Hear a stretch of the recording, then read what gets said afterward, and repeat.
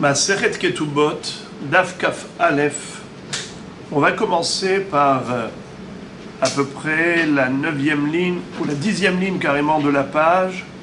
De Amar Rab Yehuda Amar Rav. Shenaim Ahatumin ala shtar. Umet ehad mehem. Tzrichim shnaim min hashuk le'aid alav. Bezo Rabbi Lakula. Verabanan la Humra. Nous avons vu dans la Mishnah un din, un shtar qui se présente au Beddin. Un shtar, par exemple, un acte de prêt, il faut qu'il soit validé. Validé par qui? Il y a plusieurs formules de validation. Lorsque la validation s'est faite par des édim qui sont venus physiquement en disant c'est nous les signataires. Ze omer ktav yadi veze ktav yado shel haveri veze omer ze ktav yadi veze ktav yado shel haveri. Ça c'était le premier cas de la Mishnah où il n'y a pas de mahloket. Chaque aide prétend que la signature qui est la sienne, eh bien c'est lui qui a signé, ce n'est pas de la falsification. Et en plus, c'est qu'il reconnaît la signature de l'autre signataire. Et il atteste de l'authenticité de cette signature.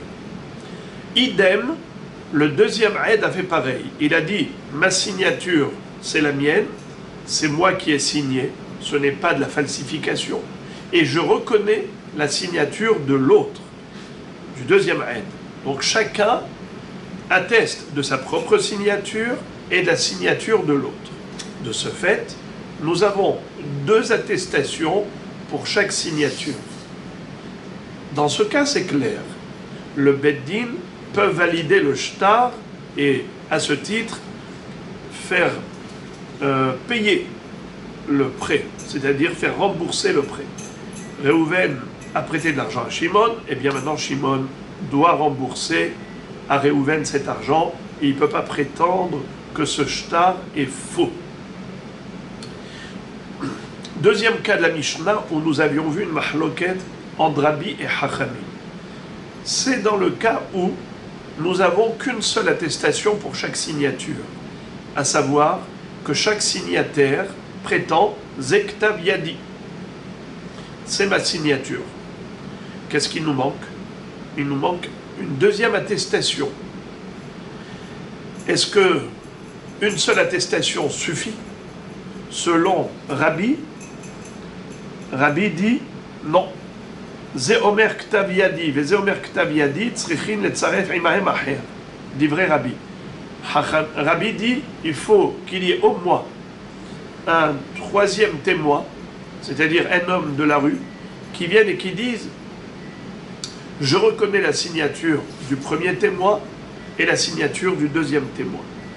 Comme ça, ça nous fera deux attestations pour chaque signature. V'hachamim omrim enam tzrichim letzaref imahem acher. Hachamim disent c'est inutile. Et là, ne'eman adam lomar zektav yadi. Si chacun des édim a certifié sa signature comme étant la sienne, eh bien ça suffit.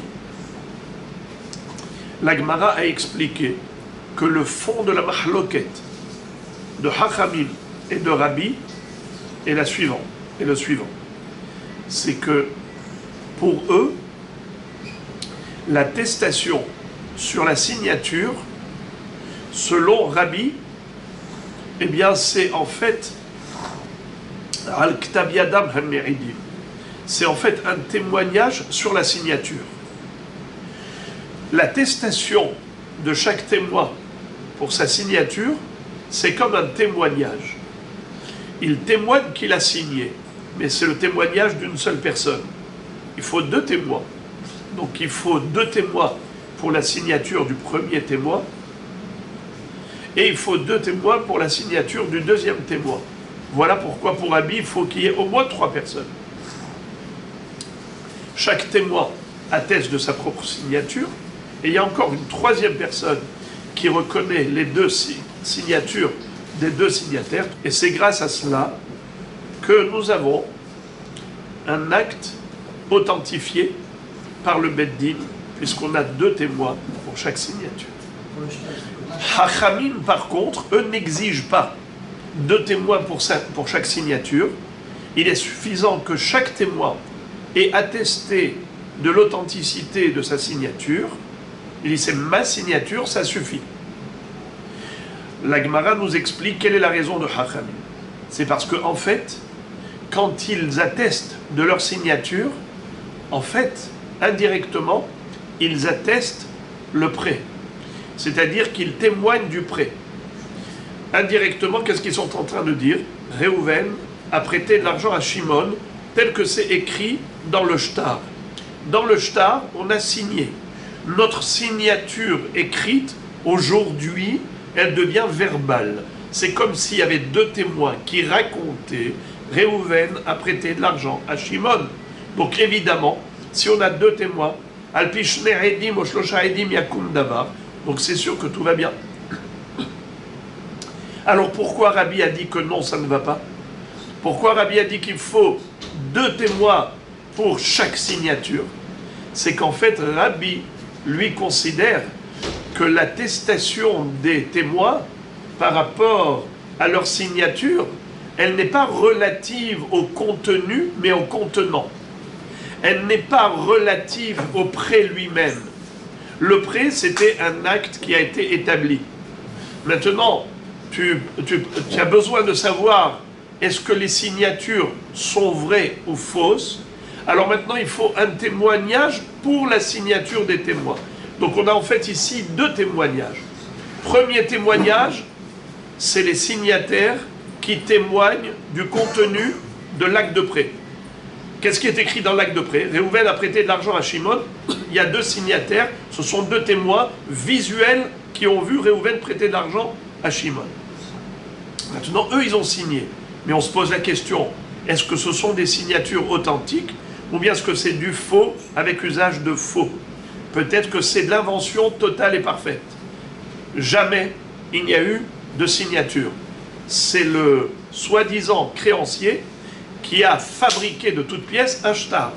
Et il a falsifié et imité des signatures inventées. Alors maintenant, qu'est-ce qu'il nous faut? Une preuve que ces signatures sont authentiques. Alors il nous faut maintenant un témoignage sur le témoignage. Des témoins qui témoignent que les signatures sont authentiques et ont été signées par 2 témoins réels. Et pas des témoins qui n'existent pas. Des pseudo-témoins. Non, c'est des vrais témoins. Alors il faut 2 témoins pour témoigner que cette signature a été signée par 2 témoins que l'on connaît réellement physiquement. C'est ça ce que te dit Rabbi. Rabbi te dit que le kiyum des edim, il n'est pas par rapport au contenu du shtar, mais par rapport aux signatures elles-mêmes. Et donc si c'est par rapport aux signatures, il faut 2 témoins pour chaque signature. Voilà pourquoi Rabbi a exigé qu'il y ait au moins une 3e personne, une tierce personne, qui elle va se joindre à chacun des 2 signataires en disant « Oui, je reconnais sa signature. Oui, je reconnais la signature de l'autre. » Ça peut être même 4 personnes. Par exemple, un témoin qui connaît la signature de David et un autre témoin qui connaît la signature de Moshe. Mais au moins 3 personnes. Car la 3e personne, elle peut se joindre à l'un et à l'autre. Donc c'est 2 témoins pour les signatures. Mais Hachamim disent que non, ce n'est pas un témoignage, un vrai témoignage qui est nécessaire pour chacune des signatures. Non, il faut juste une authentification. Chacun est à même d'attester de sa propre signature. Ktav Yadi Huze. Et si il atteste de sa propre signature, eh bien à partir de ce moment-là, on a 2 signataires qui ont témoigné d'un prêt. Donc en fait, quand ils viennent maintenant pour authentifier leur signature, c'est comme s'ils disaient verbalement ce qui est écrit dans le shtar. C'est comme si on a 2 témoins qui sont en train de nous lire le shtar. Réhouven a prêté de l'argent à Shimon. Alors, il y a 2 témoins que Réhouven a prêté de l'argent à Shimon. Évidemment que Shimon doit rembourser à Et maintenant, la Gemara nous dit que c'est tellement évident que c'est cela la mahloket de Rabbi et Hachamim dans la Mishnah, qu'on ne comprend même pas pourquoi la Gemara avait besoin de le dire. Il va sans dire, inutile de le dire. Pshita, c'est évident. La Gemara de répondre, Mahoudet Tema, tu aurais pu croire, tu aurais pu dire, les rabbis, sapouké mais sapkalé. En fait, Rabbi, qui a exigé une tierce personne pour se joindre aux témoins afin de certifier conforme leur signature, eh bien, peut-être que Rabbi lui-même, il ne l'a dit que par humra, pas par certitude, mais juste parce qu'il avait un doute. Sapouké, mais sapkalé, il avait un safek. Quel est le safek? I al taviadam hem meridim, i al mané shebashtar hem meridim. Est-ce que, quand les hachamim ont exigé une attestation pour la signature, et que les Edim sont venus physiquement, et ils ont dit, oui, c'est notre signature, est-ce que, quand ils disent ça, ils témoignent, c'est un nouveau témoignage par rapport à leur signature. Donc il faut 2 témoins pour chaque signature, donc il faut une tierce personne qui se joigne à ces 2 témoins, ou bien le témoignage, il n'est pas par rapport à leur signature, le témoignage, il est par rapport au contenu du shtar, c'est-à-dire le scénario. Réhouven a prêté d'argent à Shimon. Eh bien, ils sont 2 à témoigner de ce scénario. Tout va bien. Et étant donné que Rabbi avait un safek, alors il a été mahmir. Dans le doute, il a exigé qu'il y ait une tierce personne. Ça, c'est la humra, d'exiger une 3e personne en tant que témoin qui va se joindre à chacun des 2 témoins qui a authentifié sa propre signature. Mais lorsqu'il s'agit de Kula, la Kula, peut-être que dans ce cas-là, Rabbi ne va pas être Mekil, Misafek, il ne va pas être Mekil, peut-être qu'il va être Mahmir. Et c'est cela ce que la Gemara a voulu nous dire, que Rabbi est clair dans sa tête. Ce n'est pas qu'il a un Safek et donc il a été Mahmir Misafek.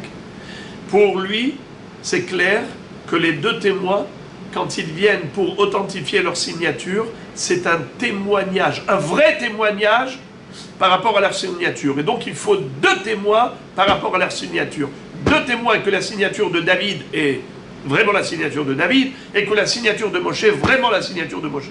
Ça, c'est une exigence pour Rabbi qui est sûre et certaine et c'est pas misafek.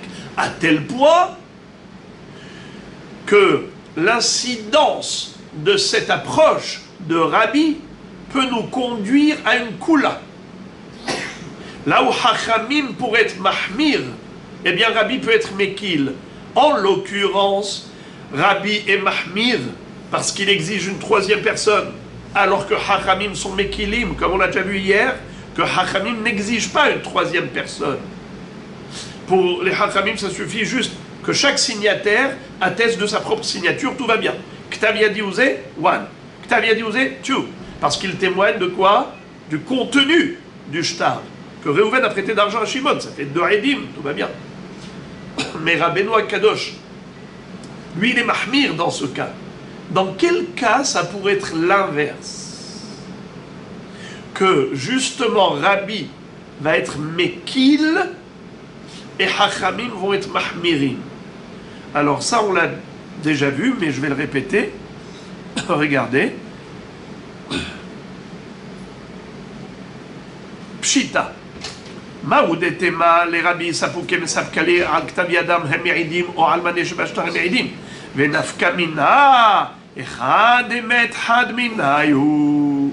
Liv'e shnayim min ashuk, lehaid ala. Dein ken, כנפיק נחי רבעה דממונה, אפומה דחד צהדה.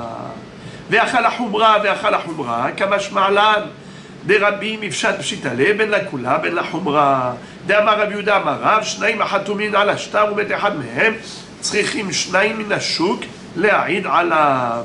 Bezou Rabbi la Kula, ורבנן la Humra. Qu'est-ce que ça veut dire? L'explication est très belle, c'est très fin, très subtil. Il faut se concentrer. C'est pas une chose évidente à comprendre, surtout à expliquer. On essayera Be'ezrat Hashem.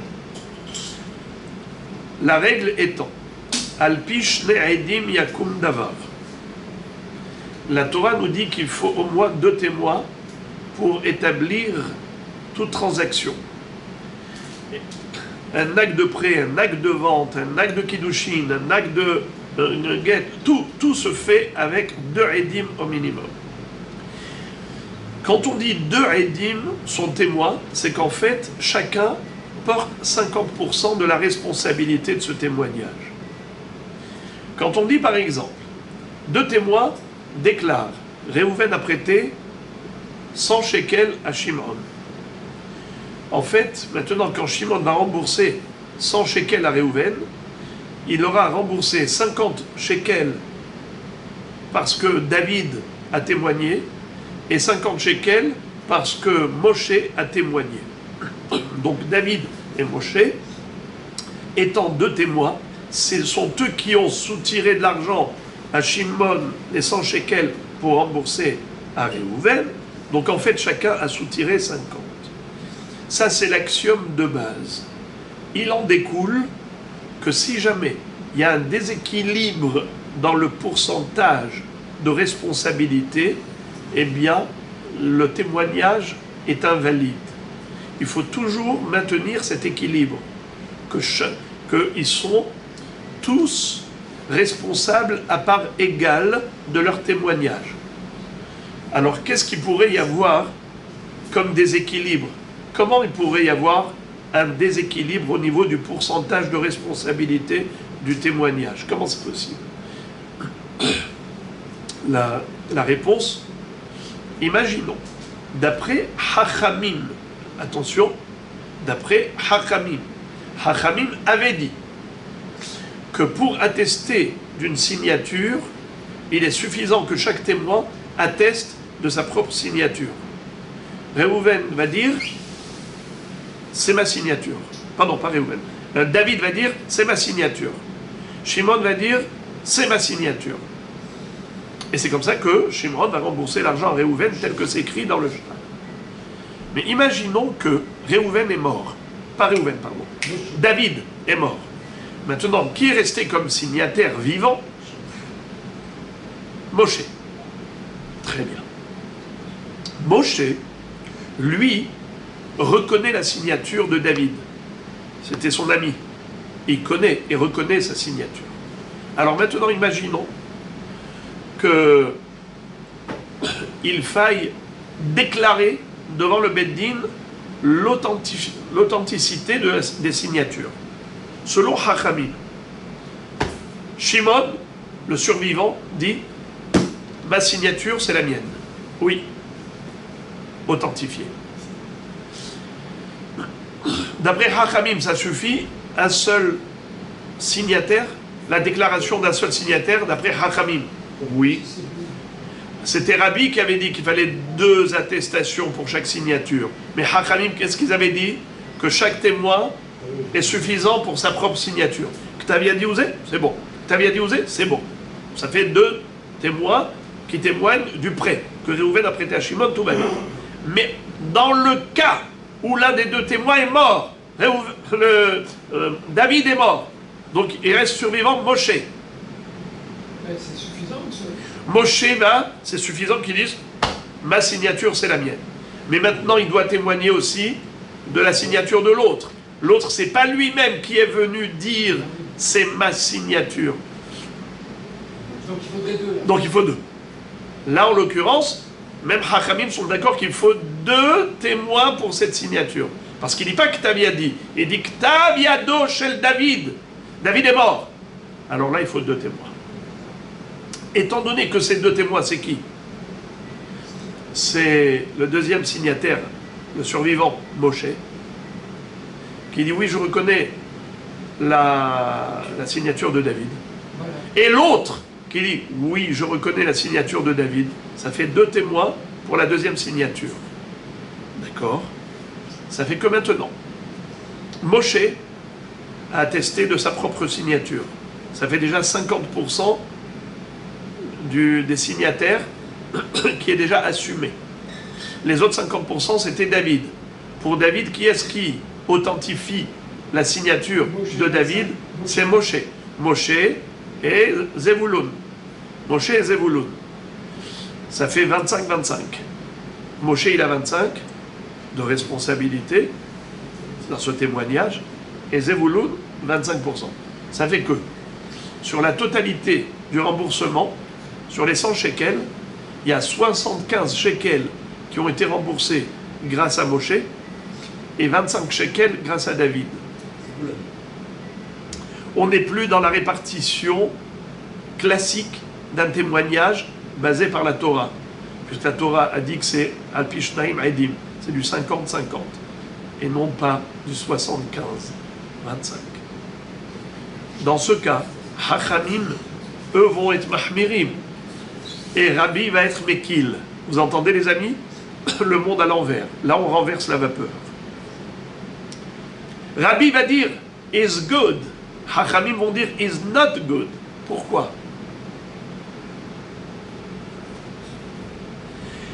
Rabbi va dire is good parce que le témoignage, il se fait par rapport à... Qu'est-ce qu'on avait dit? D'après... comment il s'appelle? Moshe. Al-Ktav Yadam et Meridim. Eh bien, Moshe, il n'est pas méride sur l'argent. Moshe, il est méride sur sa signature. Il dit, c'est ma signature. Je suis méride sur l'autre, c'est sa signature. On n'a pas parlé d'argent. On a parlé des signatures, il n'y a aucun problème. D'après Hachamim qui disent que c'est par rapport au contenu, que les signatures sont relatives au contenu, et donc les attestations pour les signatures, c'est comme attestation pour le contenu. Alors dans ce cas-là, où on a Moshe qui atteste de sa propre signature, et Moshe qui atteste de la signature de David qui est mort avec Zevulun, ça fait du 75-25, it's not good. Mais d'après Rabbi qui a dit que, pas du tout, il n'atteste pas du montant du remboursement, il ne parle pas du contenu. Eux, ils parlent que des signatures, il n'y a aucun problème. Lui, il a attesté de sa propre signature. Est-ce que ça suffit? Ça ne suffit pas. Pour Rabbi, ça ne suffit pas. Il faudra encore un autre témoin. Pourquoi? Parce que Rabbi a dit que Ktav Yadi Huzé, ça ne suffit pas. Il faut qu'il y ait deux témoignages pour chacune des signatures. Mais on a vu qu'est-ce qu'a dit Rabbi dans la Mishnah. Rabbi avait dit Zéomer Ktav Yadi et Zéomer Zé Ktav Yadi Tzrichim Netzaref Acher Imahem Acher. Il faut associer une autre personne. Il faut associer une autre personne. Ça veut dire que chacun ne suffit pas pour lui-même. Mais Echademet Had Minayhu Lib'eshnaim Mina Shuk Le'aid Alav. C'est-à-dire que quelle est ici maintenant l'incidence? L'incidence, elle est la suivante. Est-ce qu'il faut 2 personnes étrangères ou bien il est suffisant qu'il y ait une seule personne étrangère? Ça veut dire est-ce qu'il faudra 4 personnes ou 3 personnes? On s'explique. Selon Rabbi, certes, il faut 2 attestations pour chacune des signatures. Mais l'attestation peut se faire avec une 3e personne, ça suffit. Il y a Zevulun dit je reconnais la signature de Moshe. Zevulun dit je reconnais la signature de David. Ça fait combien de témoins pour la signature de Moshe? 2 témoins. Combien pour la signature de David? 2 témoins. Mais selon Hachamim, dans ce cas, ce ne sera pas bon. Pourquoi?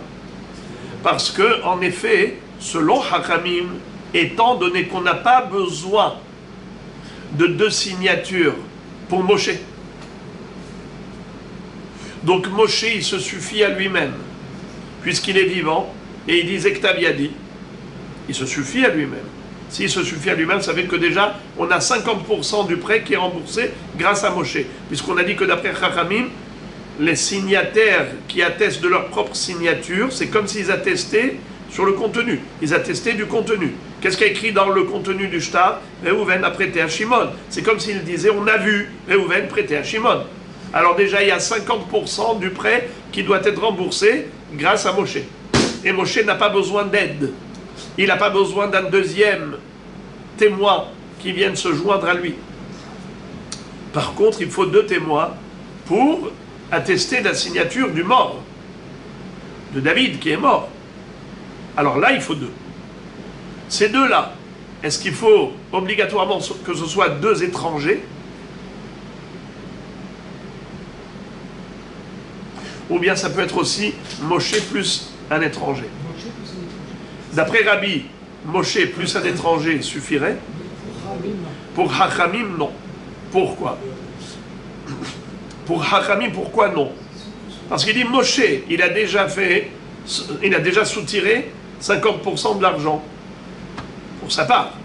Maintenant, s'il se joint au deuxième témoin pour attester la signature de David qui est mort, c'est comme si Moshe est en train maintenant de soutirer encore 25%. Ce qui fait combien? 75%. On n'est pas dans l'équilibre. On n'est pas dans le 50-50. Ça ne marche pas. Qu'est-ce qu'il faut pour Hachamim? 2 étrangers. Qu'il y ait un Zevouloun et un Issachar qui viennent pour témoigner que David qui est mort, c'est lui qui a bel et bien signé et on reconnaît sa signature. Pour qu'il y ait une répartition entre David et Moshe. Moshe a soutiré 50%, David a soutiré 50% grâce à l'attestation des 2 témoins. Tandis que d'après Rabbi qui dit que l'attestation des signatures, de l'authenticité des signatures, n'a rien à voir avec le contenu, alors dans ce cas-là, quel est le problème? Pour Moshe, il a attesté de sa propre signature. Très bien. Maintenant, pour la signature de David, il faut une attestation. Mais quel rapport entre la signature de Moshe et la signature de David? Aucun rapport. Ce sont 2 choses différentes. Il témoigne de sa signature et il témoigne de sa signature. Il ne témoigne pas du contenu du shtar. Alors il peut s'associer. Alors voilà pourquoi il était important de dire que la halakha de Rabbi, pardon, que la mahloket entre Rabbi et Hachamim est basée sur le concept, sur la conception de l'attestation des témoins quand ils viennent authentifier leur propre signature. Quel est l'esprit qui se dégage de cette authentification? Est-ce que c'est une attestation juste pour leur signature ou bien est-ce que c'est un vrai témoignage en quelque sorte verbal sur ce qui est écrit? Il est écrit Réhouven a prêté l'argent à Shimon et eux maintenant ils sont en train de le répéter verbalement. Et donc c'est sur le contenu qu'ils témoignent. Voilà donc la nécessité de dire que Rabbi pensa et Hachamim pensa pour te dire que Rabbi pensa ben la kula ben la humra et Hachamim il pensa ben la kula ben la humra. Et c'est pas que Rabbi il avait un safek, parce que si c'était un safek, alors il aurait dû être mahmir dans tous les cas. C'est pour ça qu'on vient te dire que non, il n'a pas de safek Rabbi, il est clair dans son esprit. Et par conséquent, c'est ben la kula, ben la humra. Là où Hachamim sont mahmirim, lui il est mekil. Là où Hachamim sont mekilim, lui il est mahmir. Car il est diamétralement opposé à leur conception de l'attestation sur les signatures. Et c'est comme ça que la Gemara maintenant nous dit, dans ce cas-là, on a bien compris, s'il y avait 2 personnes qui étaient signataires sur un acte de prêt, et il y en a un des 2 qui est mort, il faut 2 personnes qui viendraient de l'extérieur. Il faut 2 étrangers qui viennent attester de cette signature. Ubazou Rabbi la Kula, Verabanan Humra. Et là, il va s'avérer que c'est le contraire. Rabbi qui a été mahmir dans la Mishnah, là il va être la Kula. Il n'exigera pas 2 étrangers pour attester de la signature du défunt. Un seul étranger plus le deuxième signataire, tout va bien. Mais Rabbanan la Humra. Par contre, Hachamim vont exiger 2 étrangers pour attester de la deuxième signature. Et la Gemara pose la question, elle dit Ve'il est katré et la had maï. Maintenant, que faire? Imaginons qu'on est vraiment dans cette configuration, à savoir, on a deux signataires, un mort et un vivant. Un des 2 signataires est mort. Comme on a dit, David est décédé. Moshe est tout seul. Moshe va dire Zektaviadi. Selon Hachamim, tout va bien.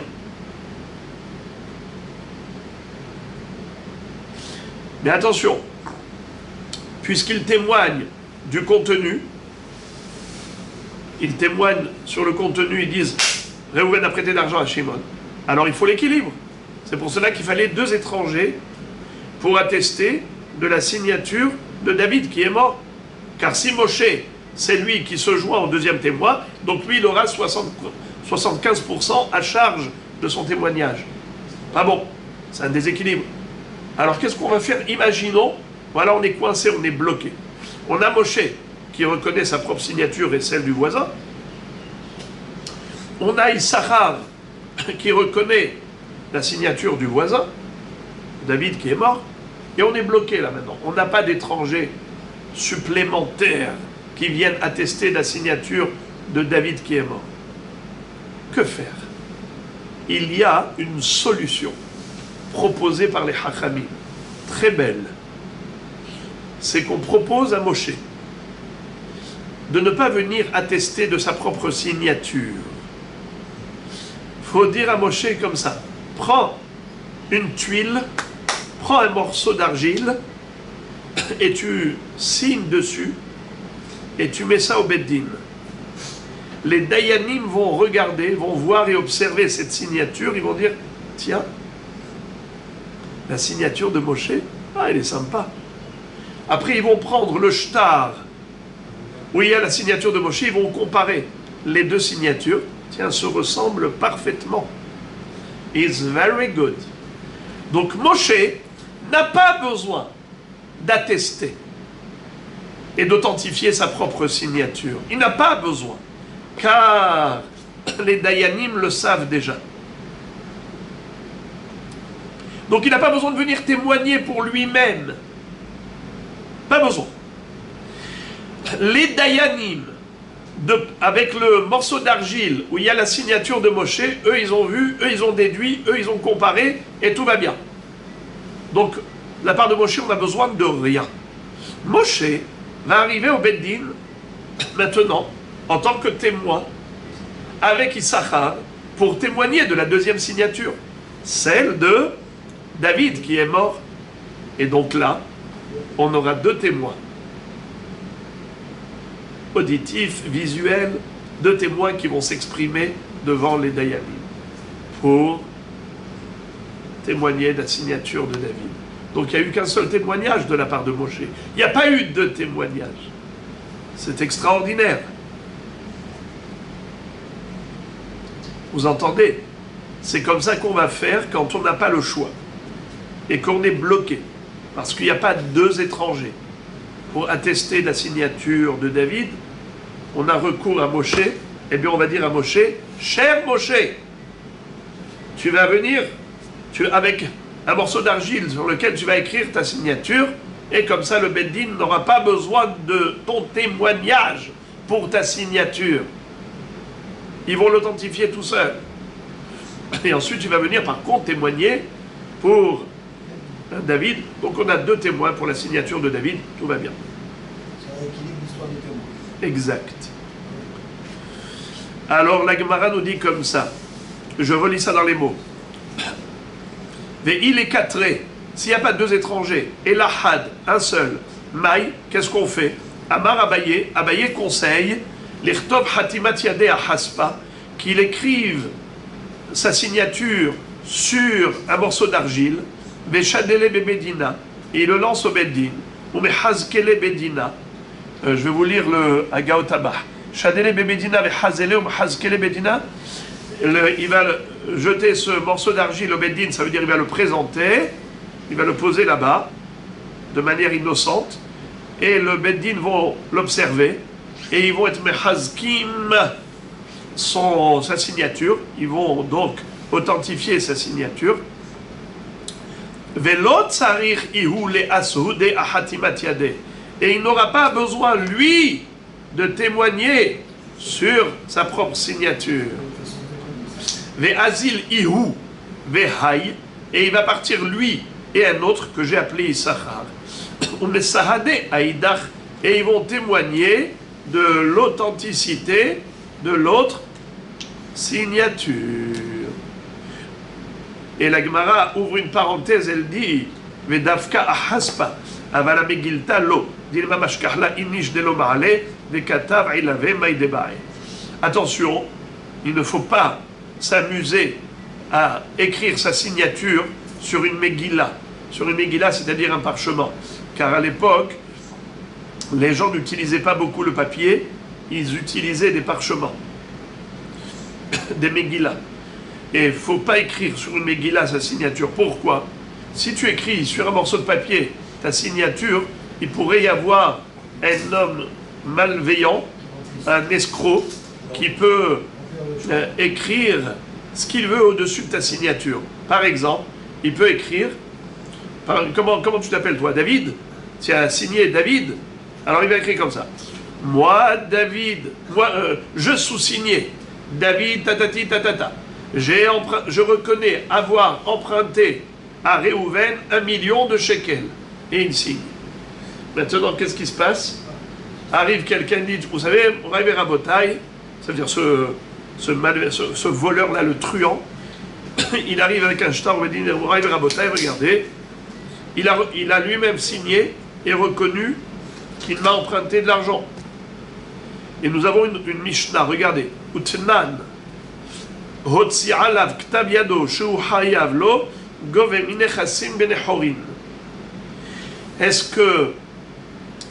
est-ce qu'on peut réclamer à quelqu'un un remboursement de dette sur la base d'une reconnaissance de dette écrite par lui-même et signée par lui-même? Est-ce que ça marche?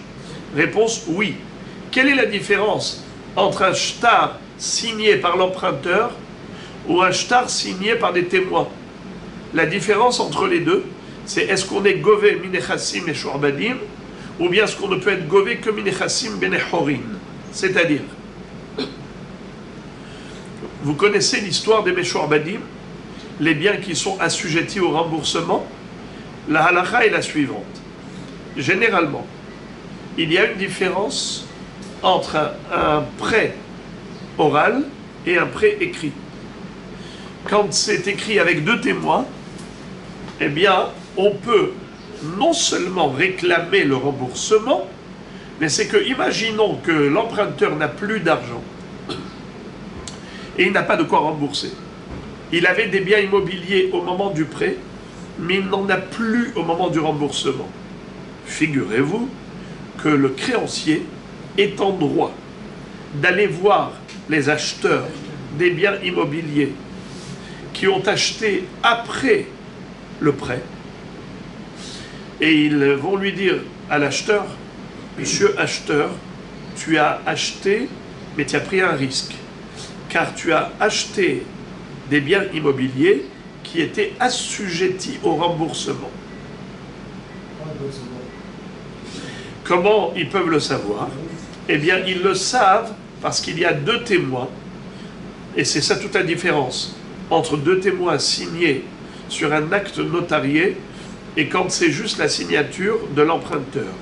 Quand il y a 2 témoins qui ont signé chez le notaire, nous disons qu'il y a un kol, kouf, vav, lamed, qui veut dire une voix, des rumeurs, des échos, un retentissement de cet acte de prêt.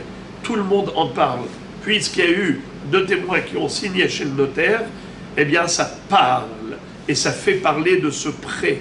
Et puisque tout le monde en parle, alors on dit à l'acheteur, tu ne peux pas dire que tu ne savais pas quand tu as acheté, que tu as acheté un bien à risque. Tu le savais et tu as tout de même pris le risque. Tant pis pour toi. Ça veut dire en d'autres termes qu'il y a une résonance, il y a un retentissement quand il y a 2 signatures chez le notaire. Tandis que, au cas où, dans le cas où il n'y avait pas de signataire sur un acte de prêt par écrit, c'était par exemple 2 témoins par rapport à un prêt oral, il n'y avait pas donc de notaire, ou bien, même si c'était chez le notaire, mais il n'y avait qu'une seule personne, c'est-à-dire l'emprunteur, étant donné qu'il n'y a pas 2 témoins qui vont parler, donc il n'y aura pas de bouche à oreille, et on ne peut pas dire à l'acheteur, tu aurais dû le savoir. Il ne pouvait pas le savoir. Voilà toute la différence entre un acheteur de biens qui a acheté un bien immobilier après le prêt. Si c'est un prêt qui a été devant 2 signataires chez le notaire, eh bien tant pis pour lui. Le créancier peut venir et saisir le bien au profit du remboursement. Tandis que s'il n'y a pas eu 2 signataires par écrit, pour un acte de prêt par écrit, eh bien il n'y a pas de rumeur, même si c'est signé par le lové, l'emprunteur, il doit rembourser. Tout le monde reconnaît sa signature. Le prêteur, le créancier fait sortir ça et tout le monde reconnaît la signature de l'emprunteur. Il est obligé de rembourser. Mais on ne peut pas aller saisir les biens qu'il a vendus depuis le prêt, car les acheteurs n'étaient pas censés savoir qu'il était endetté et que ces biens étaient assujettis au remboursement. Puisqu'ils ne sont pas censés le savoir, on ne peut pas les saisir et les spolier. Alors, la Gemara nous dit, certes, on ne pourra pas saisir les acheteurs, mais on pourra tout de même saisir l'emprunteur lui-même, en lui disant, monsieur, rembourse. Il va dire, mais je n'ai pas emprunté. On lui dit, alors c'est quoi cet acte de prêt où toi-même tu écris « je sous-signé » avec ta propre signature authentique? En fait, il est tombé dans le piège d'un malveillant. L'escroc a pris le parchemin où ce monsieur avait signé juste pour montrer au Beddin sa signature, comme on avait raconté tout à l'heure, et il en a profité pour écrire au-dessus de la signature ce qu'il voulait. C'est pour cela que les Chachamim nous disent attention, si tu veux rendre service, mais fais attention de ne pas tomber dans le piège de l'escroquerie. Écris ta signature sur un morceau d'argile et non pas sur un parchemin. Car sur un parchemin, personne ne peut te piéger, et si tu écris sur d'argile, personne ne peut te piéger, mais sur un parchemin, tu peux te faire piéger.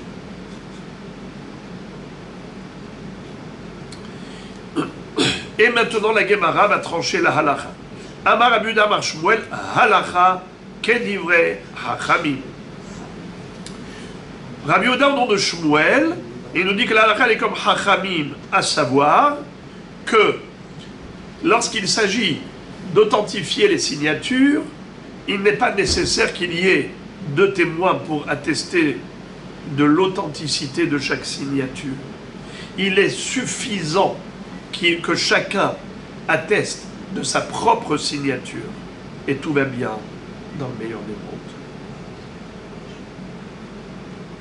La Gemara dit Pshita, Yahid Verabim Malach Akerabim. Je ne comprends pas quelle était la nécessité de trancher la halakha comme Hachamim, contrairement à Rabbi. Mais Rabbi est minoritaire, il est seul, Yahid. Hachamim sont Rabbim, majoritaires. On connaît la halakha, Ahare Rabbim Leatot, c'est un pasouk de la Torah. Pourquoi avait-il besoin de dire halakha ke Hachamim? Réponse. Mahoud etema. Halacha kerabi mehavero. Vafilu mehaverav kamashma'alam. Il y a des exceptions. Par exemple, vous savez que Halacha kerabi aussi mehaverav. Lorsque Rabbi aussi est en mahloket, même pas seulement contre un seul Tana, même contre deux Tanaïm, la halakha elle est toujours comme Rabbi aussi. On aurait pu croire que c'est pareil pour Rabbi. Quand Rabbi est en mahloket contre un Tana, la halakha elle est toujours comme Rabbi. Mais quand Rabbi il est contre deux Tanaïm, nous aurions pu croire que c'est comme Rabbi aussi, que halakha kerabi mehaverav, et pas seulement mehavero, pas seulement lorsque Rabbi s'oppose à un yahid, mais même quand Rabbi s'oppose à un rabbin, la halakha est comme Rabbi. C'est ce que nous aurions pu croire. C'est pour ça que Rabbi Yehuda nous dit au nom de Shmuel, la halakha est comme Chachamim, et par conséquent, chaque témoin signataire peut attester de sa propre signature. Inutile de ramener une tierce personne pour se joindre à chaque signataire pour attester, ou bien que chacun témoigne pour l'autre. Inutile. La Gemara maintenant va rebondir là-dessus. Amar le Rav Hinena bar Chiya le Rav Yehuda, ve'amrela Rav Huna bar Yehuda le Rav Yehuda, ve'amrela Rav Chiya bar Yehuda le Rav Yehuda. On a ici un débat, trois versions, à savoir qui est la personne qui a posé la question suivante sur Shmuel. Certains disent que c'est Rav Hinena bar Chiya qui a posé la question à Rav Yehuda, puisque c'est Rav Yehuda qui a été le porte-parole de Shmuel. Certains disent que ce n'est pas lui, c'est plutôt Rav Huna bar Yehuda qui a posé la question à Rav Yehuda. Et certains disent que c'est Rav Chiya bar Yehuda qui a posé la question à Rav Yehuda. C'est juste pour montrer combien la Gemara est précise. Et quand on ne sait pas avec exactitude qui a dit quoi, alors on nous donne les trois versions. Quelle est la question qu'on a posée à Rav Yehuda, qui a enseigné au nom de Shmuel que la halakha est comme Chachamim et pas comme Rabbi. Comme quoi, il est suffisant que chaque signataire authentifie sa propre signature. Oumi amar Shmuel hachi. Est-ce que vraiment Shmuel a été posé que la halakha ainsi comme Chachamim? Veha. Pourtant, haushtara denafik mi bedina demar Shmuel. Il y avait une fois un acte, c'est-à-dire un shtar notarié, qui est sorti du tribunal de Shmuel. Vehava katuvbe. Il était écrit dedans. Ktivbe. Qu'est-ce qui était écrit dedans?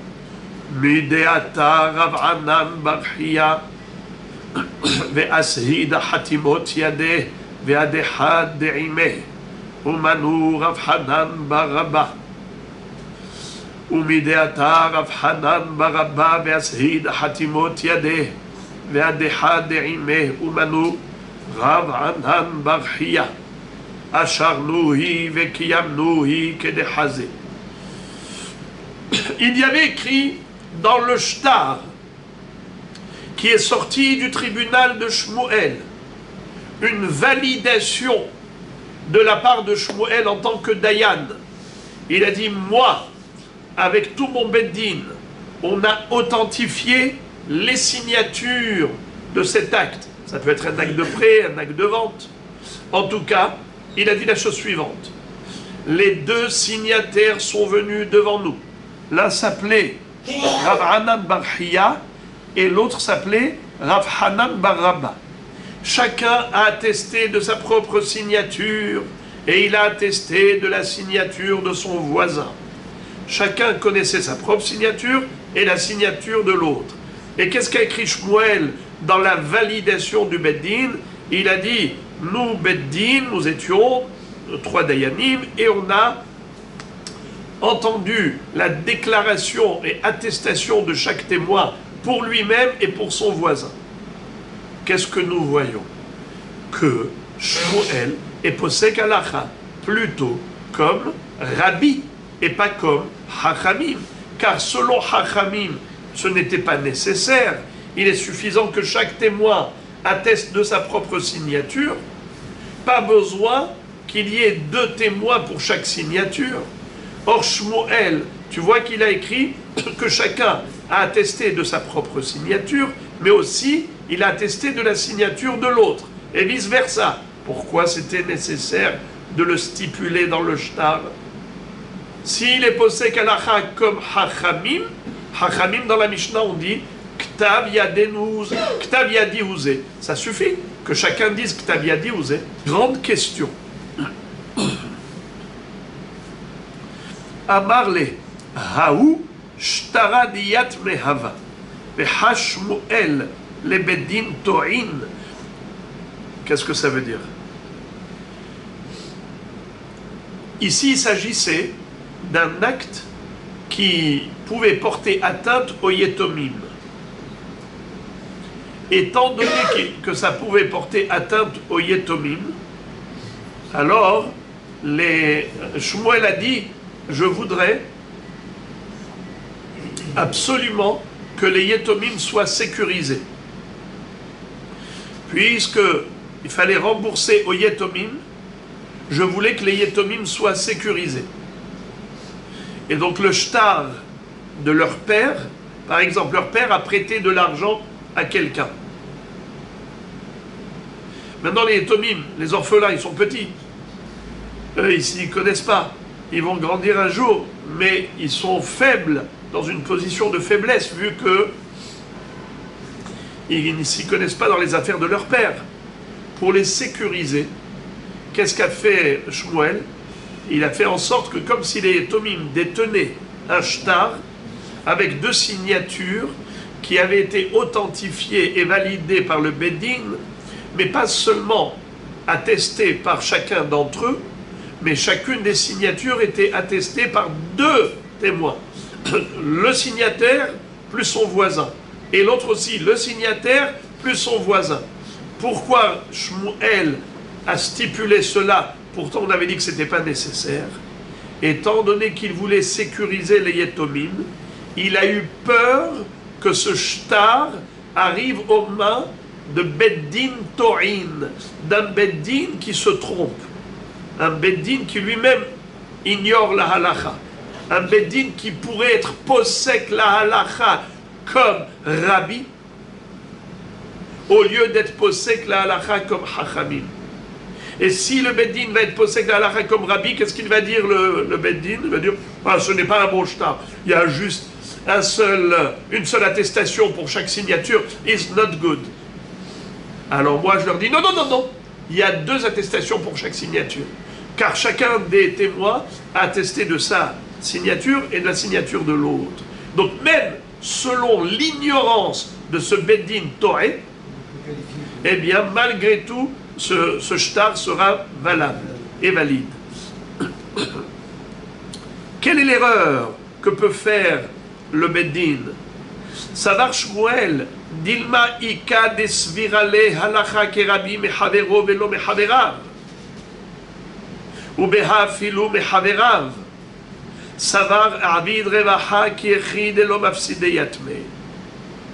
Rabbi a dit, bien qu'en général les gens le savent, que la halacha elle est comme Rabbi quand il est contre un seul Tana, mais pas quand il est contre 2 Tanaïm. Ça on le sait. Halacha kerabi mehavero velo mehaverav. Mais les gens pourraient croire que ici c'est exceptionnel. Et bien que Rabbi soit Yahid et Hachamim sont Rabbim, malgré tout ici, peut-être que la halacha est comme Rabbi, parce que c'est très logique ce qu'il dit. Là, Rabbi peut-être qu'il a gain de cause et il va avoir raison même contre les Hachamim. Parce qu'il nous dit quelque chose de très logique, qu'il faut 2 témoins pour chacune des signatures. C'est pour cela que Shmuel a pris les devants. Il a dit Avid Revaha, je vais prendre les devants, je vais prendre une marge de sécurité, qui est de l'homme afsédé yatme, pour pas que les Yetomim perdent leur argent. Amar Rabbi Yehuda Amar Shmuel. Ed vedayan mitztarefin. Et maintenant, on va changer de sujet. Rav Yehuda nous enseigne au nom de Shmuel encore une fois une halakha concernant la validation du shtar. Vous le savez que il y a d'abord la fonction des Edim et ensuite il y a la fonction des Dayanim. Qu'est-ce que font les Edim? Signataires, ils viennent authentifier leur signature, c'est-à-dire attester de leur propre signature. Très bien. Ensuite, qu'est-ce que font les Dayanim? Eh bien, ils attestent de l'attestation. Ils valident le shtar sur la base de l'authentification des signatures. Donc, les Edim attestent, les Dayanim valident le shtar. Maintenant, quel est le din? Si jamais il y a un Ed qui, lui, valide une signature et un Ed qui témoigne et atteste de sa propre signature. Regardez-moi ça. Rashi dit Ed vedayan mitztarfin. Le Ed et le Dayan peuvent s'associer pour la validation d'un shtar. Comment? Rashi nous dit shtar shekatuv bo henpek vehatmu adayanim al henpek shelo ולאחר זמן, כשהוציאו המלווה לגבות, ערער הלווה, לומר מזויף. ובא אחד מעדי השטר, והעיד על כתב ידו, ואחד מן הדיינים העיד על כתב ידו. מצטרפים להכשירו. Alors, Rabotai, écoutez bien, ce n'est pas du tout évident de comprendre le cas de figure. Le cas de figure est le suivant. Il y avait un shtar où il était écrit Réhouven a prêté 100 shekels à Shimon. Ensuite, qu'a fait Réhouven? Il est parti au Beddin, il a demandé à valider ce shtar. Ce shtar a été validé. Comment? Il y a 1001 façons de valider un shtar. J'exagère. Il y a 3 façons de valider un shtar. Soit les signataires arrivent eux-mêmes et ils attestent de leur propre signature, soit il y a des témoins de l'étranger qui viennent et qui reconnaissent la signature des signataires et ils l'authentifient, soit par comparatif. On compare 2 shtarot, un qui était déjà validé, et sur la base du déjà validé, on valide le nouveau. Ok? D'accord. Imaginons que ce monsieur Réhouven, détenteur du shtar, est parti au Beddin, il a dit Rabotai, je voudrais le valider. Alors comment on l'a validé? Il y a eu par exemple 2 témoins qui sont venus et qui ont dit on connaît et on reconnaît ces 2 signatures. Very good! Le Beddin a validé. Ils ont fait ce qu'on appelle en araméen henpek. C'est quoi henpek? Henpek, ça veut dire faire sortir. Faire sortir. Ça vient du mot en araméen nafik. Nafik, quand on dit nafik, nafik, ça veut dire faire sortir. Henpek, c'est le pouvoir de soutirer de l'argent. Faire sortir de l'argent de quelqu'un, lui soutirer de l'argent, ça s'appelle henpek. Quand on valide un shtar, ça veut dire que maintenant, avec ce shtar, tu peux faire sortir de l'argent de l'emprunteur. Alors ce shtar, katvu alav henpek. Alors maintenant, on avait donc un shtar sur lequel il y avait henpek. Très bien. Arrive le moment du remboursement, l'emprunteur il dit je te connais ni d'Adam ni d'Ève, tu ne m'as jamais prêté. L'autre lui dit eh oh, c'est quoi ce shtar? Et en plus c'est un shtar validé, il y a henpek dessus. Il lui dit c'est du faux et usage de faux. Tu es très fort. Non seulement que tu as tout falsifié, l'acte de prêt, tu as falsifié les signatures, tu as même falsifié la validation d'un beddin. Soi-disant qu'il y a un beddin qui a tamponné et qui a validé, qui a écrit henpek. T'es fort, toi, hein? Tu es un super imitateur, super falsificateur. Bravo! Champion du monde de la falsification. Tu vas recevoir la palme d'or. Eh bien, qu'est-ce qu'il fait? Il dit, ah bon? Moi, je suis un falsificateur? Pas de problème. Il va chercher un témoin. Dis-moi, c'est toi qui as signé? Oui. Aide. Mais ça ne suffit pas. Il faut aussi un autre témoin. Mais on n'a pas le deuxième signataire. Imaginons, il est mort. Arrive un Dayan, des 3 Dayanim qui avaient validé, et maintenant il dit, je suis témoin de la validation au tribunal. Je faisais partie des Dayanim qui avaient tamponné le henpek.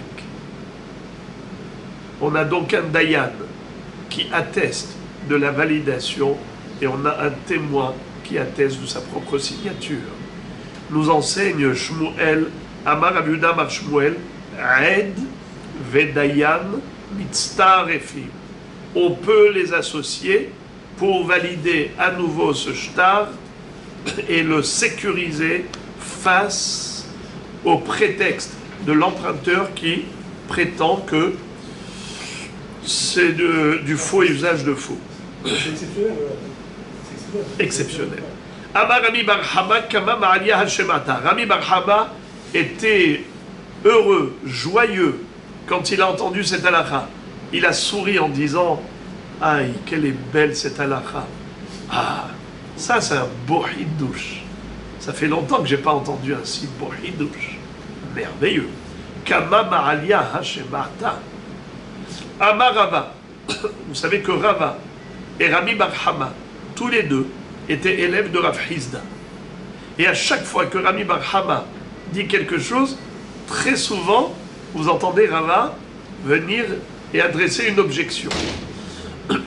Amar Rava, Maïma Aliota, je ne comprends pas comment vous pouvez certifier, comment vous pouvez considérer comme étant un hiddouche important.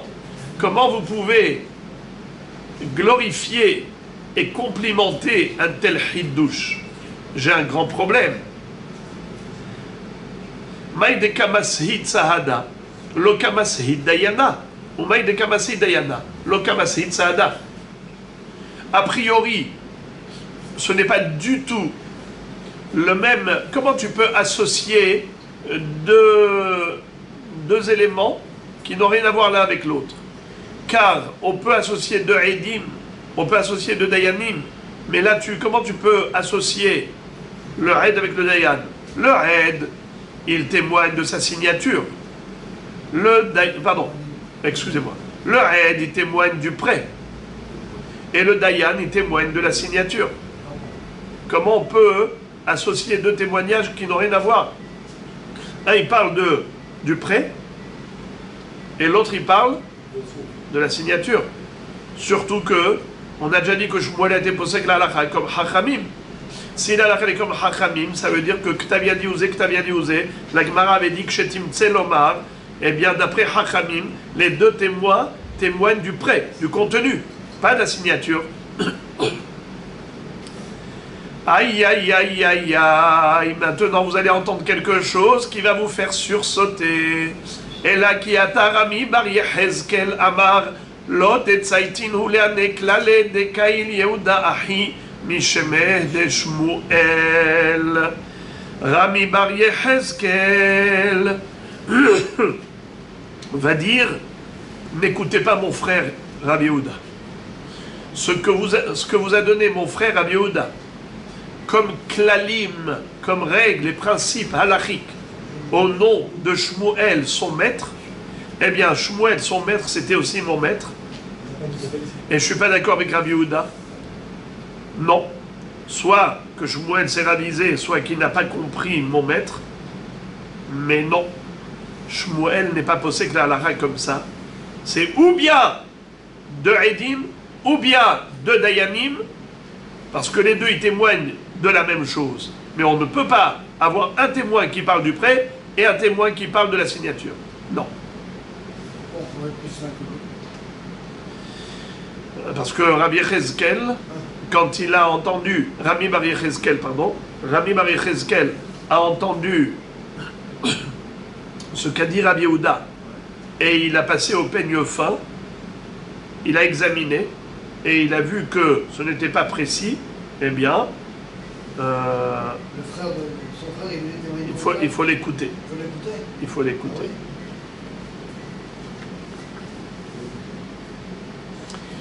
Et maintenant, la Gemara nous cite nous raconte une histoire du même sujet, qui se rapporte au même sujet. Ikla Rabinai, Ahua de Rabbi Hiya Baraba, le Mizban Shum Sheme. Un jour, Rabinai, le frère de Rabbi Hiya Baraba, est arrivé dans une ville pour acheter des grains de sésame. Shum Shemin. Ve'amar, et il a dit, Achi Amar Shmuel, Ed Vedayan Mitztarefin. Et il a dit, Shmuel a enseigné que le Ed et le Dayan peuvent s'associer pour valider le shtar. Amar Amimar, Kamam Alia Shemata. Amimar a complimenté cette halakha, comme avait dit Rami Bar Hama. Amar le Rav Ashi le Amimar, Rav Ashi a dit à Amimar, Mishum de Kalsa avoa de Imach, At Nami Mekalastla, Aval Kvar Parcha Rava. Rav Ashi a dit à Amimar, je sais pourquoi tu as complimenté cette halakha, parce que tu répètes ce qu'a dit ton grand-père. Le grand-père de Amimar, c'était qui? Rami Bar Hama, qui avait complimenté cette halakha. Il avait dit Kamama Alia Shemata.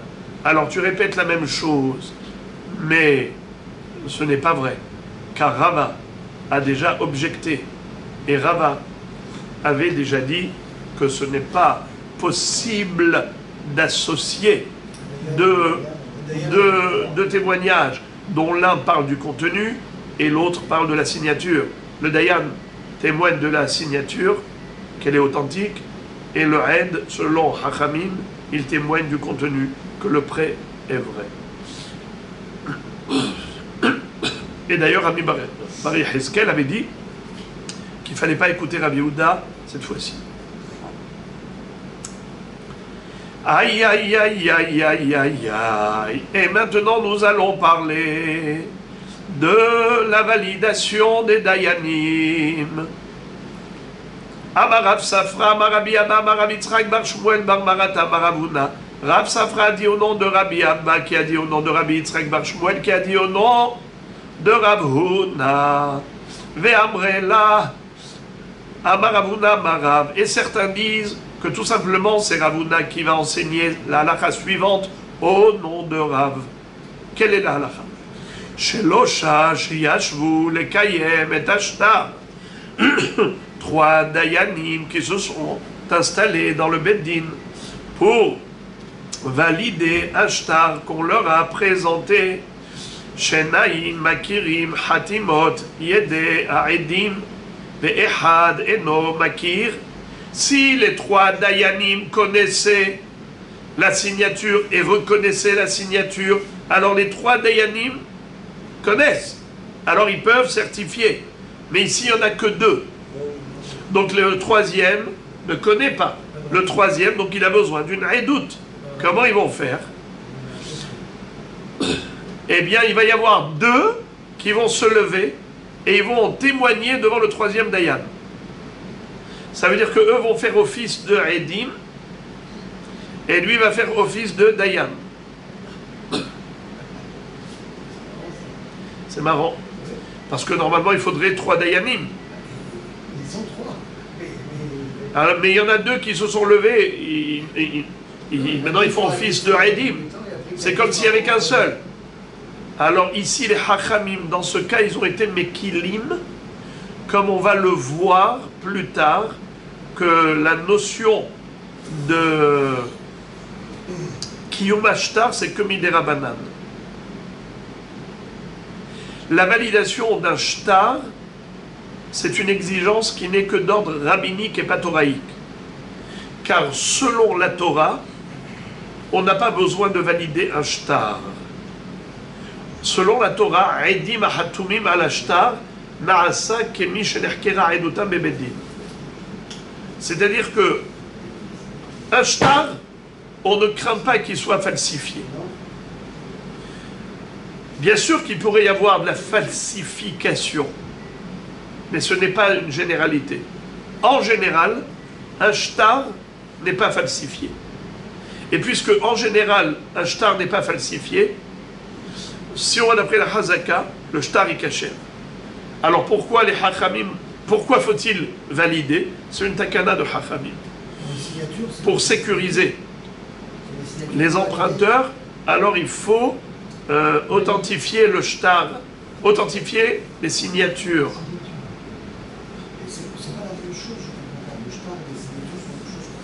Quand on dit shtar, c'est un shtar avec signature.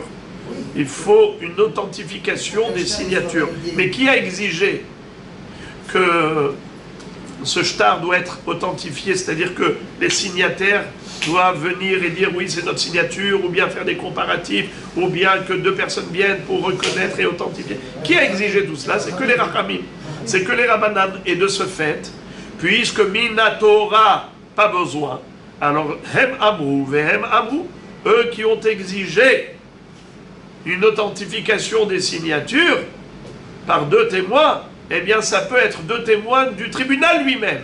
Sur les trois Dayanim, il y en a deux qui reconnaissent la signature, eh bien ils vont se lever, ils vont se tenir devant le troisième. Donc eux, ils font office de Dayanim et de Edim. Et ils vont témoigner devant le troisième. Et ensuite, ils vont s'asseoir et ils vont écrire comme s'ils étaient trois. Dans ce cas où nous avons que 2 sur 3 Dayanim qui reconnaissent la signature des signataires, ou oui, des signataires, eh bien, dans ce cas-là, il faut qu'ils se lèvent en tant que Edim, parce que les Edim, c'est écrit dans la Torah, Ve'amdu shene anashim. Il faut que les deux Edim se lèvent devant le Beddin. Maintenant, on se suffit d'un seul Dayan qui représente le Beddin, qui lui maintenant ne connaissait pas et ne reconnaît pas la signature des signataires. C'est pour cela que les Hachamim ont dit, en l'occurrence, puisque la validation c'est que Midera Banan, on permet qu'il n'y ait que un seul Dayan dans ce Beddin, dont 2 des 3 Dayanim vont faire d'abord office de Edim, ils vont se lever pour témoigner et déposer devant le troisième Dayan, et ensuite ils vont se rasseoir et ils vont faire la validation. Ils vont écrire la validation. Je répète. Shelosha Sheyashvu. 3 Dayanim qui se sont installés, ils ont siégé au tribunal. Les Kayem et Ashtar, pour valider un shtar. Shenaim Makirim Hatimot Yeder Edim. 2 d'entre eux reconnaissent la signature de 2 Edim. Mais Had Eno Makir. Tandis que le troisième, il ne connaît pas ces signatures. Alors le din est le suivant. Ad shelo hatmu me'idim befanav vechotem. C'est-à-dire, tant qu'ils n'ont pas encore signé sur ce shtar, ces 2 témoins, ils n'ont pas encore signé, alors ils ne sont pas encore dayanim, alors ils peuvent faire office de Ed, me'idim befanav vechotem. Donc d'abord ils font office de témoin, et ensuite ils font office de Dayanim, ils vont signer avec lui, de Hotem, ils vont signer, et lui va signer avec eux la validation. Mishe Hatmu, En Me'idim Befana Vechotem. Mais si ils ont déjà signé, alors dans ce cas-là, ce n'est pas bon.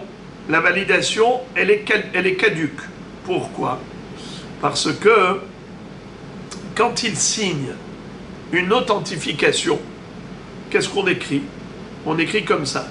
Nous, Dayanim, on a entendu l'authentification et on a, nous 3, entendu que c'est la Hatima de Edim et nous trois dayanim, on valide ce shtar.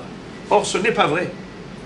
Au moment où ils ont, eux, signé sur la validation, ils n'étaient que deux. Le troisième n'avait pas encore entendu. Après avoir fait la hatima de leur part à eux, en disant, nous trois dayanim, on a entendu et certifié que la hatima des deux signataires, elle est authentique et valide et tout. C'est faux. Vous avez signé du sheker, car au moment où vous avez signé, vous n'étiez que deux à reconnaître. Et vous avez validé un shtar au nom des trois, parce que la validation se fait par un tribunal, et un tribunal est composé de trois dayanim.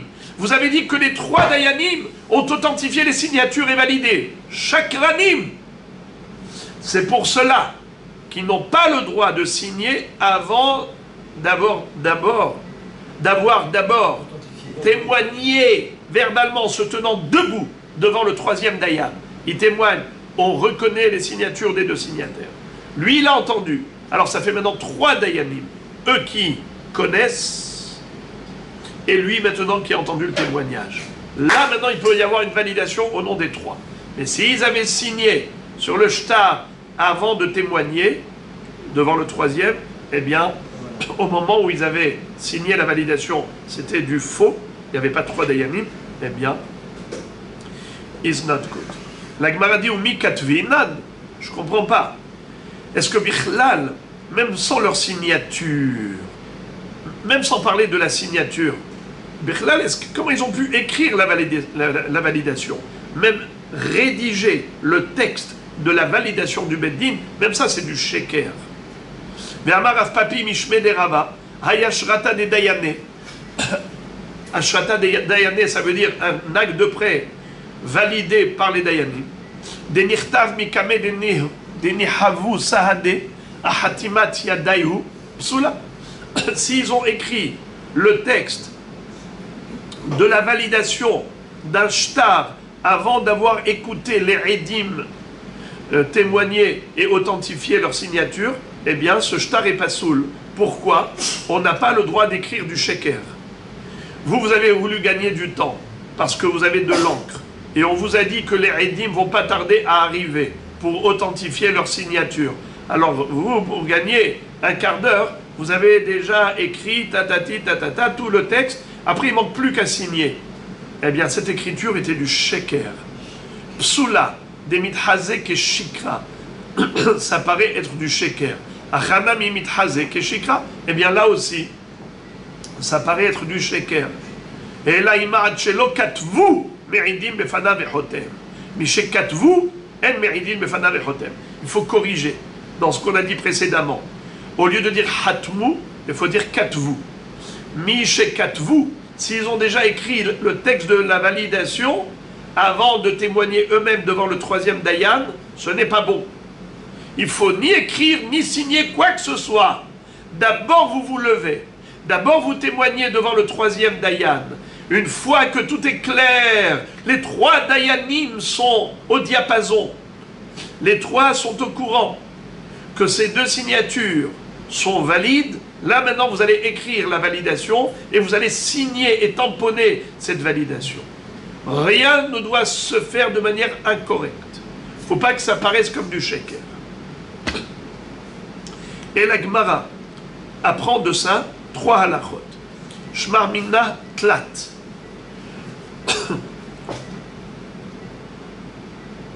De cette halakha-là, je peux déduire trois halachot. Quelle était la halakha? C'est la halakha de Rav Huna, qui avait dit que si deux parmi les trois dayanim reconnaissent la signature, ils doivent se lever. Deux d'entre eux doivent se lever devant le troisième et témoigner. Et ensuite, ils s'assoient pour être dayan. Shma mina ed naasa dayan. En effet, les mêmes edim sont devenus dayanim. C'est ce que Rav Huna nous enseigne. Primo, ed naasa dayan. Le témoin peut devenir dayan. Puisque les deux dayanim étaient d'abord deux edim et ensuite ils sont deux parmi les trois dayanim. Donc qu'est-ce que tu déduis comme première halakha? Ed naasa dayan.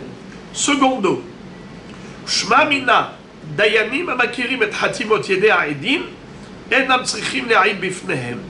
C'est-à-dire que pourquoi il fallait ici qu'il se lève devant le troisième, c'est parce que le troisième ne connaissait pas la signature. Mais si les trois connaissaient et reconnaissaient la signature des deux signataires, ils auraient pu valider l'acte de prêt, même sans redoute.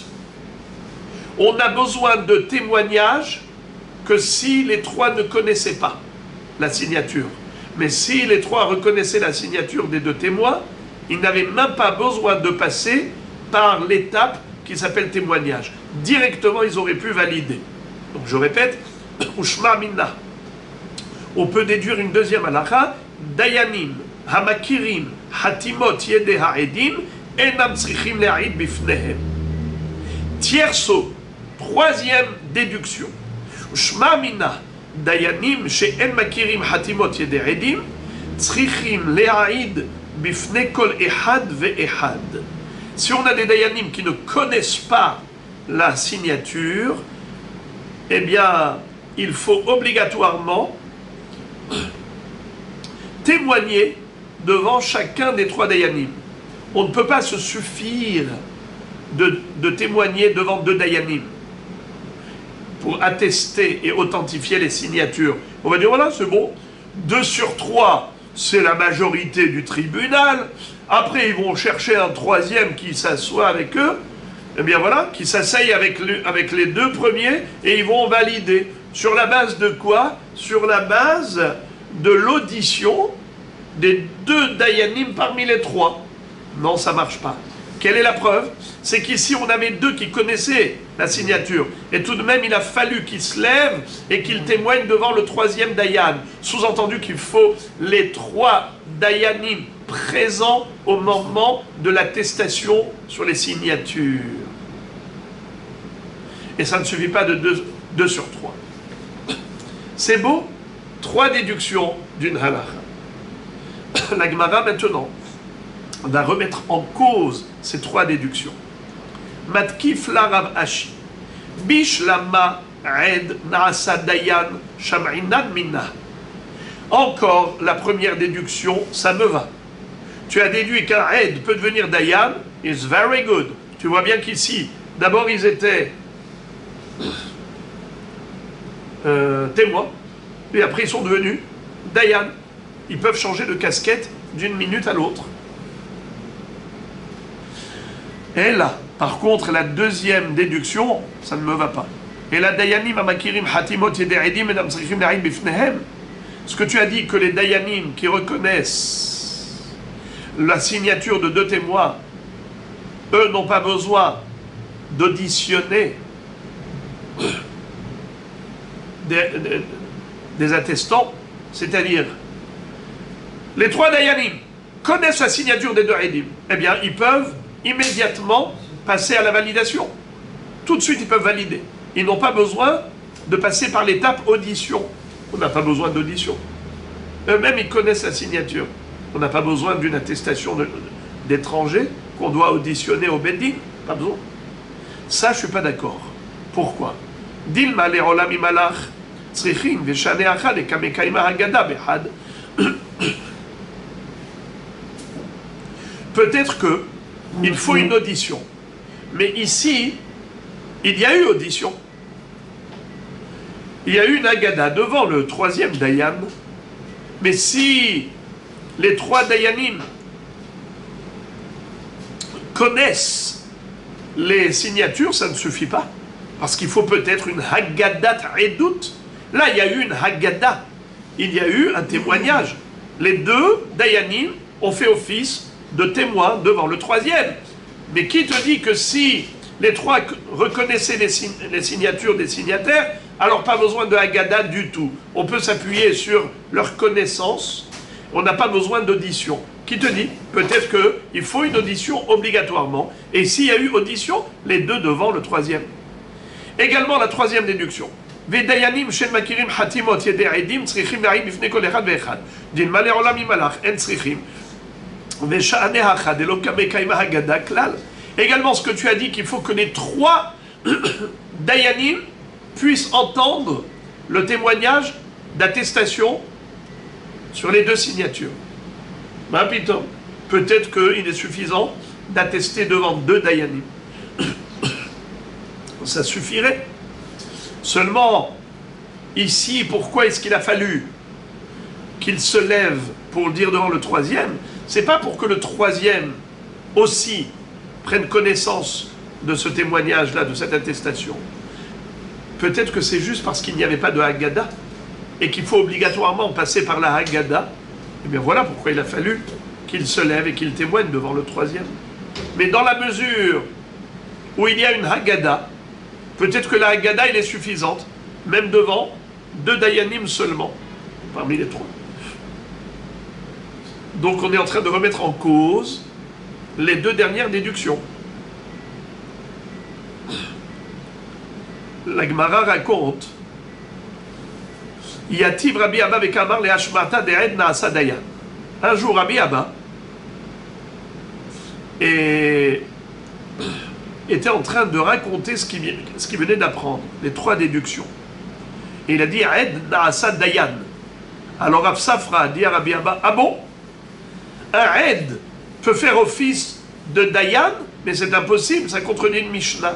Dans Masechet Rosh Hashanah, il est écrit à propos de Kiddush HaChodesh. Ra'uhu shelosha, ve'en beddin, ya'amdu shenaim, ve'yoshivu mehavrehem, etzel ha'yahid, ve'ya'idu bifnehem. Ve'yomru, mekudash HaChodesh, mekudash, she'en ha'yahid ne'eman, al yede atzmo, ve'is al kada'atach de'ed na'asa dayan, lamaliku lehai, litvu bedurtayu. Velikache, qu'est-ce que ça veut dire?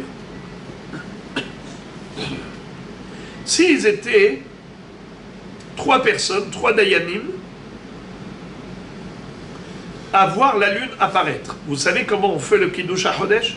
À l'époque du Beth Amikdash, le Rosh Chodesh était fixé en fonction de la sanctification du Beth Din. Quand le Beth Din allait dire aujourd'hui Rosh Chodesh, Mekudash, Mekudash, eh bien, le Rosh Chodesh est Kadosh, sanctifié, fixé aujourd'hui. Et comment le Beth Din pouvait proclamer Mekudash? En fonction de deux témoins qui étaient venus au Beth Din pour raconter qu'ils ont vu la lune apparaître. Ce qu'on appelle la Néoménie, ou la Naomi, ou la Néoménie. Il y a deux noms en français. En hébreu, ça s'appelle Molad Alevana. Pardon, pas Naomi. Noémie. La Néoménie ou la Noémie. En tout cas, le Kiddush HaChodesh, lorsque le Beth Din avait entendu deux témoins raconter ce qu'ils ont vu pendant la nuit, la lune, puisque vous savez qu'elle disparaît et elle réapparaît. Pendant 15 jours, elle progresse, pendant 15 jours, elle régresse, jusqu'à disparaître totalement. Quelques heures après, elle réapparaît.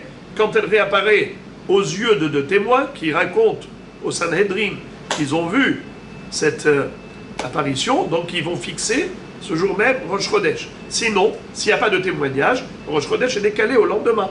On aura un mois plein de 30 jours et pas un mois creux de 29 jours. Alors maintenant, quel est le din? Ra'uhu shlosha. Vehem bedin. Ce sont trois Dayanim qui, en tant que Beddin, eux-mêmes ont vu la lune.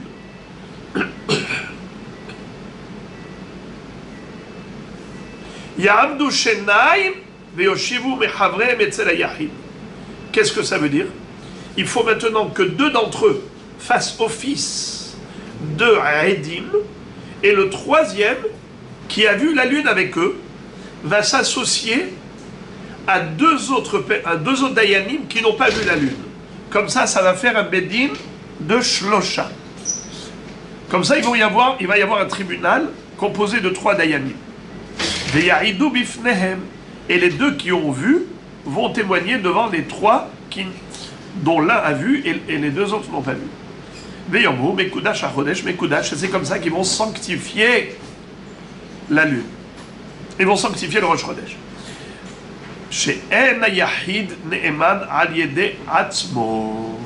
C'est-à-dire que on ne peut pas prendre ces 3 dayanim et dire voilà, vous êtes les 3. Vous avez vu. Alors c'est bon. On n'a pas besoin de l'étape témoignage. On peut aller directement à l'étape proclamation du Rosh Chodesh. Pourquoi on a besoin de témoignage? Mais ils ont vu. Alors eux sont les témoins et eux sont les dayanim. Non, on a dit que c'est pas possible. Il fallait obligatoirement passer par l'étape témoignage. 3 ont vu la lune apparaître, 2 d'entre eux vont faire office de témoins, et le 3e va s'associer à 2 autres qui n'ont pas vu la lune, et c'est comme ça que les 2 vont témoigner devant les 3 dayanim. Sous-entendu que en ed na'asa dayan, un témoin ne peut pas faire office de dayan, on ne peut pas avoir 2 casquettes. Alors, comment ça se fait? Ils auraient pu eux-mêmes, puisqu'ils sont 3 dayanim du Sanhedrin, ils auraient pu faire eux-mêmes le Kiddush HaChodesh. Amar le Afle Didi Kashiali. Il a dit, moi aussi je me suis posé la même question. Mais Shaïlte le Rav Yitzhak bar Shmuel bar Marata. Et j'ai posé la question à Rav Yitzhak bar Shmuel bar Marata. Mais Rav Yitzhak a posé la question à Ravuna. Et Ravuna a posé la question à Hiya bar Rav. Et Hiya bar Rav a posé la question à Rav. Et Rav a répondu, Anach ve'amar lehu, Anach le'edut HaChodesh, mi deoraita. Deoraita. Et qui shtarot des Rabbanan. Ne compare pas l'incomparable. Kiddush HaChodesh, c'est Minatora.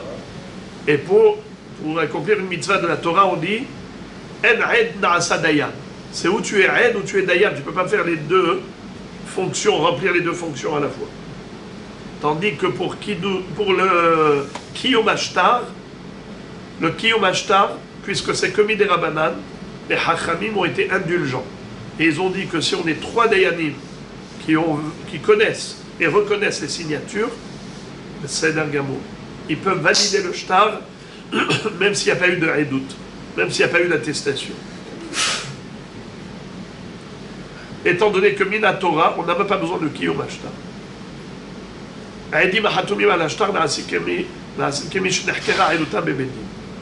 Minatora, c'est comme si c'était déjà bon. Alors, qui a exigé un Kiyum? C'est les Hachamim. Hem amrou ve hem amrou.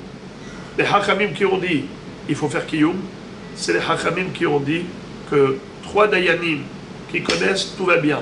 Ou bien 2 parmi les 3 connaissent, ils peuvent servir de Hed et ensuite servir de dayanim. Voilà les amis pour le Daf Kaf Aleph.